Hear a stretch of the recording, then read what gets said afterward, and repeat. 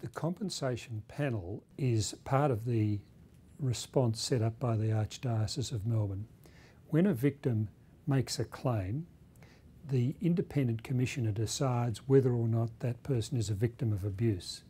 If the commissioner finds that that person is a victim of abuse, the victim is then referred to our panel for assessment of compensation. The panel is chaired by me. I'm a barrister. There are 3 other members, 2 women and 1 man. Not all of them are Catholics, and there's no requirement that they be Catholic.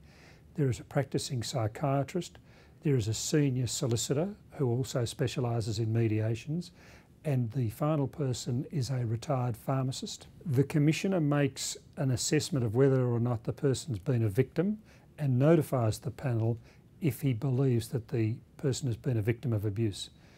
We then arrange for the victim to attend a hearing before the panel and be assessed for compensation. The panel makes an effort always to meet with victims. There have been occasions where a victim is unable to come before the panel, and there have been occasions where a victim meets the panel by video link, for example, if the victim's interstate. Many victims come before the panel uncertain of the process. I do my best to help them before they attend, but when they do attend, we give them the right to say whatever they want to say at whatever length they wish to say it. Some people take very little time, others take a long time, but each of them is accorded what I believe is full respect and as much time as they need to say anything. We do our best to answer their questions frankly and fully, and I don't believe we've ever been accused of not doing that. I'd like to say a little bit about the operation of the panel, because there are many misunderstandings there. First of all, the panel operates completely independently. The panel will receive a report from the independent commissioner that the victim has been a victim of sexual abuse.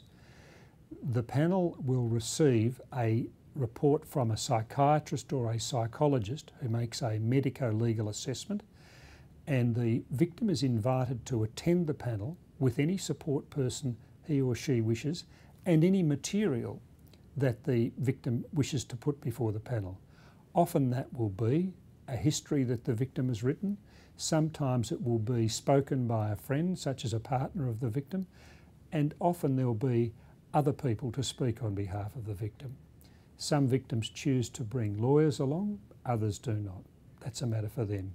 We welcome anybody the victim wishes to bring to assist us in making our determinations and to assist the victim in feeling at ease, because we realise this is a challenging process. The panel operates completely independently of the Archbishop. The Archbishop provides no guidelines on how the panel should award damages, and by that I mean offer damages, because we make a recommendation to the Archbishop which is always followed, and nor does the Archbishop have any input into the decisions after they've been made. It's been said that this is a confidential process. In a way that's correct. I tell each victim that we will respect their confidentiality and promise them that we will never discuss their case outside the room, and we don't. However, I make it clear to each of the victims that they are free to discuss the matter outside the room with whoever they wish to do so, in whatever manner they wish to do so, and say whatever they like. I do this because it's been said that this process is the church buying their silence, and I make it clear that that is not the case. I tell them that if they wish to do so, they can walk outside after the hearing and say anything they like about the process, including disclosing what happened, but we will never discuss their case outside. One of the services offered to victims is counselling.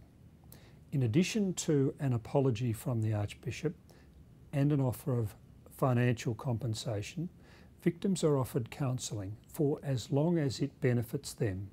That is not dependent on whether they accept an offer, and it is not dependent on whether they are happy. And there are no recriminations about it, but the victims are offered counselling by a counsellor of their choice for as long as it's deemed to be of benefit to them. The maximum the panel can offer a victim is $75,000. This was increased some time ago from $55,000, which was intended to reflect what victims of crime could be awarded before the Magistrates' Court. The most serious offences are the subject of an award of $75,000, and obviously we award a range up to that amount. Once a decision is made, it's a final decision. We make a recommendation to the Archbishop and he acts on that. As part of the process, we advise the victim that he or she will receive a letter of apology from the Archbishop. On occasions, victims don't want to receive that because they have great hostility, understandable hostility still. And in those cases, we make sure that a letter is not sent. There have been occasions where a victim wishes to meet the Archbishop or a delegate of the Archbishop, and we do our best to facilitate that.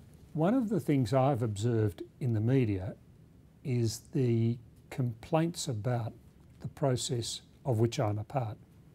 My experience and feedback I have from people who've appeared before our committee is not consistent with those complaints.